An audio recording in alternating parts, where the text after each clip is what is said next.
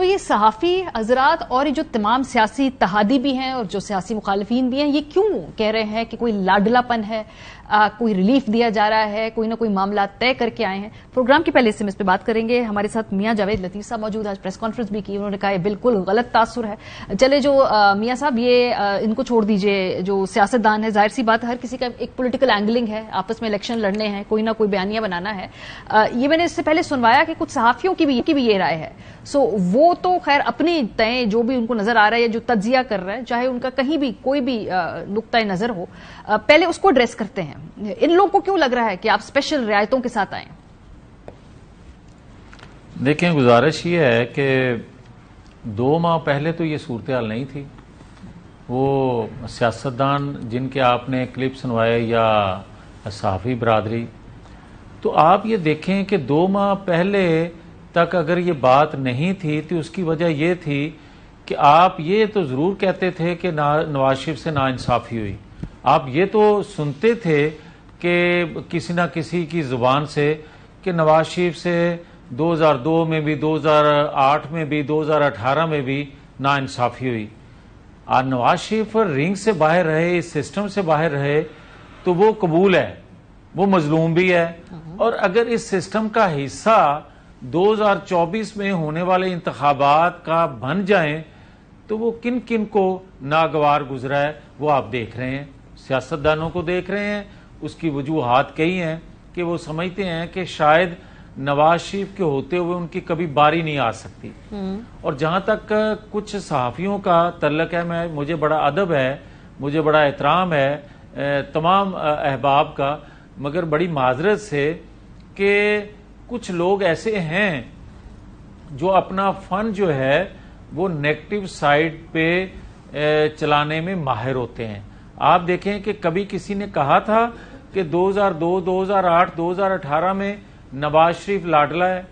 لاڈلا تو اس وقت بھی کہنا چاہیے تھا اگر ہمارے ساتھ برتاؤ اس وقت اچھا ہو رہا تھا، اور اگر برا ہو رہا تھا تو اس وقت انہی صحافیوں کو چاہیے تھا کہ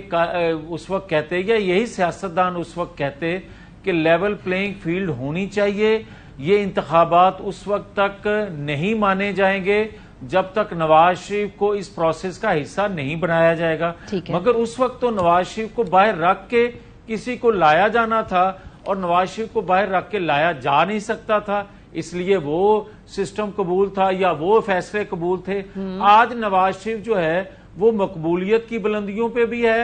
ہاں، وہ الگ بات ہے کہ شاید قبولیت میں ہی ہے ان طاقتور حلقوں کو جو مان چکے ہیں کہ نواز شریف کو نکال کے ہمیشہ ریاست کو نقصان پہنچا ہے، اور 8-10 سال بعد پھر نواز شریف کو لانا پڑتا ہے. تو میں سمجھتا ہوں کہ اگر ادارے پولیٹیکل ہو گئے ہیں، خود احتسابی انہوں نے شروع کر دی ہے، تو مجھے سمجھ نہیں آتا کہ یہ کن کی خواہش ہے، کن کچھ دانشوروں، کچھ جو تجزیہ نگار ہیں، کچھ ان کی خواہش کیا ہے؟ کیا یہ خواہش ہے کہ پاکستان چل نہ سکے؟ وہ تو ہمیں یہ بھی تانے دیتے ہیں ماریا کہ آپ نے ووٹ کو عزت دو کا بیانیہ چھوڑ دیا. آپ نے تو سر نہیں چھوڑا، ووٹ کو عزت دو کا بیانیہ نہیں چھوڑا. سر ماریا کو یہ سمجھا دے، ایک سیکنڈ مجھے یہ کچھ سمجھا دے کہ آج اگر 21 اکتوبر کو نواز شریف نے ان کرداروں کا نام نہیں لیا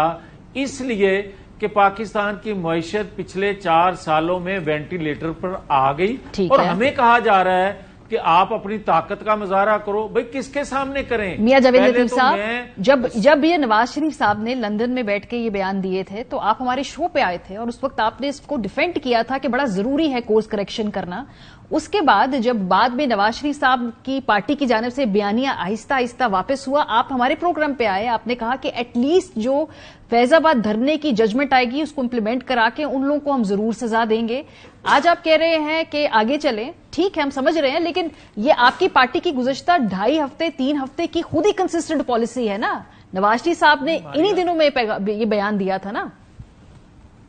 نہیں ماریا، جو آپ کوٹ کر رہے ہیں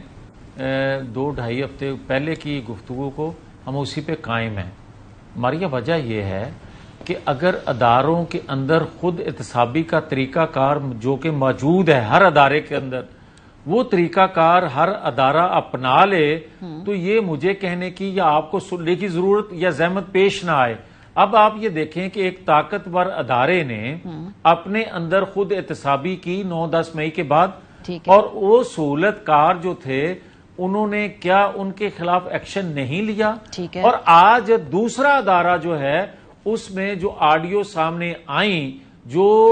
گفتگو سامنے آئی، جو الزامات منصفوں کے حوالے سے لگائے گئے، اگر انہوں نے خود ایڈریس کیا ہے تو میں کیا کوئی اس کا انعام لینا چاہتا ہوں، کوئی تغمہ سجانا چاہتا ہوں کہ میری وجہ سے ایسا ہوا ہے؟ نہیں سر، باجوہ صاحب، فیض صاحب، ثاقب نثار، آپ کا تو یہ معاملہ تھا نا، آپ کی تو یہ ادھر احتساب کی گفتگو تھی، جو ابھی کی ہے ٹھیک ہے وہ ادارہ کر رہا ہے، بالکل میں آپ کی بات سے اگری کرتی ہوں، لیکن آپ کے تو مجرم کوئی اور تھے، وہ پھر دیکھیں میں میری بات سن لیں، پھر بھی میں یہ کہوں گا کہ اگر 9-10 مئی کے جو قصوروار تھے ایک ادارے نے خود احتسابی کی جی، تو وہ لوگ سامنے آئے، اور جو سہولت کار تھے وہاں تک بھی چلے جائیں گے تو پاکستان جو آج انگلیاں اٹھتی ہیں یا قوم اور اداروں کے درمیان جو فاصلے بڑے ہوئے ہیں وہ ختم ہو سکتے ہیں۔ اسی طرح فیض آباد دھرنا جو ہے اس کی ججمنٹ دینے پہ جن لوگوں نے ریفرنس فائل کروایا تھا اور جنہوں نے کیا تھا، اگر ان کو کٹہرے میں آپ لے آئیں گے تو آئندہ آزادانہ فیصلے ہونے سے کوئی روک نہیں سکے گا۔ جسٹس شوکت صدیقی نے جو کچھ کیا کہا، اگر اس کی درخواست پر بھی سن لیا جائے گا اور سن کے فیصلہ دے دیا جائے گا تو مجھے اور آپ کو یہ باتیں ڈسکس کرنے کی ضرورت پیش میاں صاحب، کیا ہم اس کو یہ سمجھیں کہ یہ جو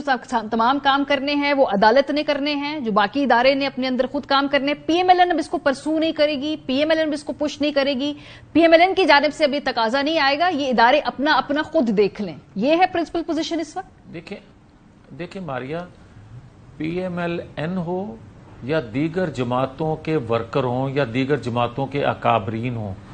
کوئی جماعت کا یہ منشور نہیں ہوتا کہ ہم آئین قانون کو ترجیح نہیں دیں گے یا آئین قانون کے مطابق کام نہیں کریں گے، مگر یہ ضرور ہوتا ہے کہ جب وہ جماعتیں اقتدار میں آتی ہیں، اگر پہنچ جاتی ہیں تو ان کی ترجیحات بدلتی ہیں یا وہی رہتی ہیں۔ اصل سوال بیانیہ یہ ہے، ترجیحات۔ اب آ جائیں کہ میں ہوں یا دیگر جماعتیں، ہر ایک کی خواہش ہے کہ وہ کردار جو ہیں وہ کٹہرے میں آنے چاہیے۔ مسلم لیگ نون بھی آواز اٹھاتی رہے گی، کیونکہ پاکستان کی بھلائی اسی میں ہے کہ آپ فیض آباد سے شروع کر لیں، آپ 9-10 مئی سے شروع کر لیں۔ ہاں، وہ الگ بات ہے کہ فیض آباد ہو یا 9-10 مئی کے کردار ہوں، ان کے تانے بانے 2017 سے ضرور ملیں گے کسی نہ کسی جگہ جا کے۔ میاں نواز شریف صاحب نے واپس آ کے جو تقریر کی اس میں کہا انہوں نے کہ انتقام کی ان کے دل میں کوئی خواہش نہیں ہے، تو کیا یہ آفر سیاسی جماعتوں کے لیے بھی ہے کہ انتقام کی خواہش نہیں ہے، آگے چلیں؟ اس میں ظاہر سی بات ہے تحریک انصاف بھی آپ کی کمپیٹیٹر ہے، یہ ان کے لیے بھی ہے جو ماضی کے اندر ان کا کردار رہا، پھر آگے چلیں۔ دیکھیں ماریا، جہاں تک تعلق ہے انتقام کا، بد نصیبی ہے کہ ہمیں مورد الزام ٹھہرایا جاتا ہے جبکہ ہم آئین قانون کی بات کرتے ہیں۔ ہم سپریم کورٹ کے اس وقت کے چیف جسٹس کی ججمنٹ پہ عمل کرنے کی وجہ سے یا وہ ایف آئی آر کروانے کی وجہ سے جو بھگتا ہم نے وہ بھی سب کے سامنے ہے، مگر اس کے باوجود میں یہ کہتا ہوں کہ کیا پاکستان کے اندر ادارے ہیں اور ادارے کسی قانون آئین کے مطابق چلیں گے، اور اگر چلنے نہیں دیا جائے گا تو پھر یہی بگاڑ پیدا ہوگا جو آج پاکستان جس گرداب میں پھنسا ہوا ہے۔ اب آ جائیں جو آپ سوال کر رہے ہیں کہ کیا آپ انتقام لیں گے، کبھی بھی ہم نے تصور نہیں کیا کسی سے انتقام لینے کا۔